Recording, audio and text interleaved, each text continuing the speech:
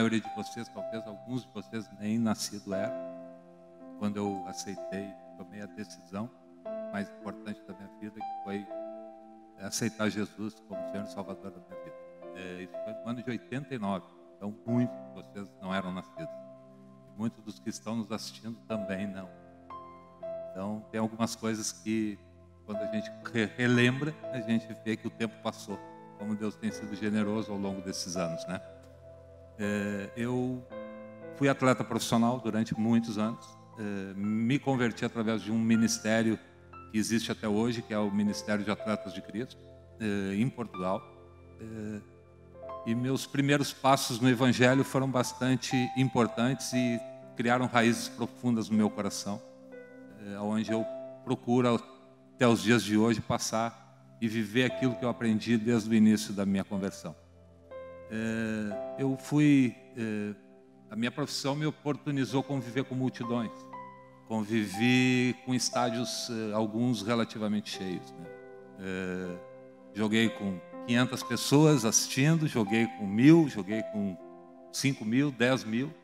Cheguei a jogar com 90.000 pessoas no Maracanã. Então, hoje a gente assiste jogos pela televisão e vê que 70.000 pessoas é uma multidão, né? Então, eu tive o privilégio de, por algumas vezes, conviver no meio de multidão. E era sobre esse assunto que eu queria trazer uma palavra para vocês, né? A figura de Jesus é a minha referência. Eu busco em Jesus aquilo que eu quero para mim. Eu tento olhar para o espelho e encontrar aquilo que Deus aprovaria na minha vida e me olhar com transparência, não me olhar com máscaras, né? A minha relação com Deus, com Jesus, é através da graça. Quando eu compreendi o que é a graça, a gente consegue compreender o amor incondicional de Deus para a nossa vida.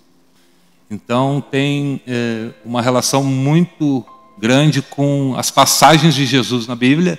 Elas trazem para mim uma importância muito significativa, porque foi o mestre, foi aquele que me deu o maior exemplo, a maior referência, foi ele.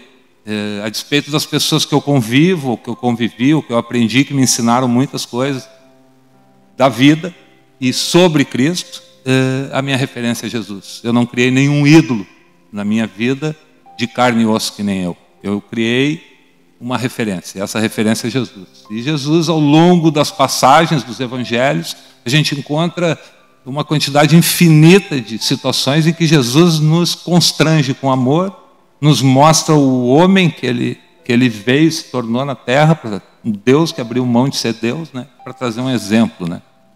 Então tem uma relação muito forte agora, e é importante, a gente está vendo aí quantas coisas, quantos acontecimentos e pessoas falando em multidão, e eu queria trazer uma reflexão para você sobre multidões, o que isso representa na nossa vida. Falei no comecinho que quando eu jogava, quanto mais gente tinha no campo, mais a gente sentia feliz, né? Hoje a gente vê alguns acontecimentos, jogos de futebol, a gente vê passeatas políticas, enfim, de ativismo em qualquer área, e a gente vê aquela multidão de pessoas, né? Mas na Bíblia tem algumas passagens sobre multidões que Jesus nos mostra algo muito especial e eu queria compartilhar isso com vocês, porque é significativo. A palavra multidão pode trazer significados diferentes, né? Nas passagens bíblicas, a multidão em algumas vezes interrompia o acesso a Jesus e ele andava no meio das multidões. A gente tem várias passagens em que ele alimentou uma multidão de pessoas.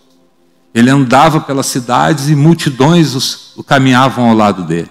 E essa multidão e essas pessoas, muitas vezes, são as pessoas que nós vemos hoje aqui e vivemos ao lado delas, nos estádios, nas passeatas, nas escolas, enfim, em eventos que por todo momento acontecem. Pessoas por todos os motivos seguem alguma coisa, seguem um líder, né? E muitas dessas pessoas que os seguiam a Jesus, como hoje igrejas vão à igreja e não sabem a quem estão servindo, a quem estão seguindo e por que estão seguindo, né? Mas eu quero colocar para vocês 4 passagens que são importantes e que mostram a função e a diferença dessas pessoas, como elas agiram no meio da multidão. Passagem muito importante é de Zaqueu. Zaqueu fala que era um cobrador de impostos, um homem que não tinha nenhuma generosidade na hora de cobrar impostos. Pelo contrário, ele era muito generoso para si, quer dizer, cobrava muito além. E Zaqueu, a Bíblia diz que ele era de baixa estatura. E a multidão que vinha chegando na cidade impedia que Zaqueu, em baixa estatura, conseguisse ver ao Mestre. E ele tinha o desejo de conhecer esse Cristo, mesmo com todas as falhas de caráter dele, com todos os problemas de Zaqueu, aquilo que ele sabia que ele era, a condição que ele estava no meio daquela multidão. As pessoas que caminhavam junto com Jesus, estavam ao lado de Jesus esperando alguma coisa, Zaqueu também estava. Mas Zaqueu quis ser ousado, e ele, para conseguir vencer a baixa estatura, ele subiu numa árvore, um sicômoro. E de cima da árvore ele conseguia avistar Jesus. E, para nossa surpresa, porque nós temos nossa medida, nossa régua de justiça. E a multidão que também estava ali, que impedia Zaqueu de ver primeiro Jesus, também tentou impedir que Jesus convidasse o dono da casa para jantar na casa do dono da casa. Jesus nos surpreende. Então ele convida Zaqueu, chama pelo nome, inclusive, né? A onisciência de Jesus é uma coisa significativa. Ele chama Zaqueu para descer da árvore e o milagre acontece. A gente tem o exemplo da mulher hemorrágica, que por muitos e muitos anos ela andou buscando solução para o problema dela, problema de enfermidade. Naquele tempo as condições já eram difíceis para qualquer um. Uma mulher hemorrágica tinha muito mais dificuldade no meio da sociedade, ela se sentia excluída. E quando tu pega e vê que no meio da multidão, muitas pessoas caminhando ao perto de Jesus, ela tem a coragem de, por trás, tocar nas vestes de Jesus. E Jesus, mais uma vez, numa demonstração de onisciência, onipresença e onipotência, ele diz assim: quem me tocou? Eu não tenho dúvida nenhuma que aquela pergunta era para estimular, após aquele gesto de coragem, no meio daquela multidão que estava dificultando o acesso dela, pela condição que ela vivia e pela condição física de se aproximar do Mestre, daquele que poderia solucionar o problema da vida dela, que era o problema da hemorragia. Ela tem a coragem de se identificar. E mesmo assim, alguns no meio da multidão disseram: Mestre, mas muitos te tocaram. Ele termina com a palavra dizendo assim: mas eu senti que de mim saiu o poder.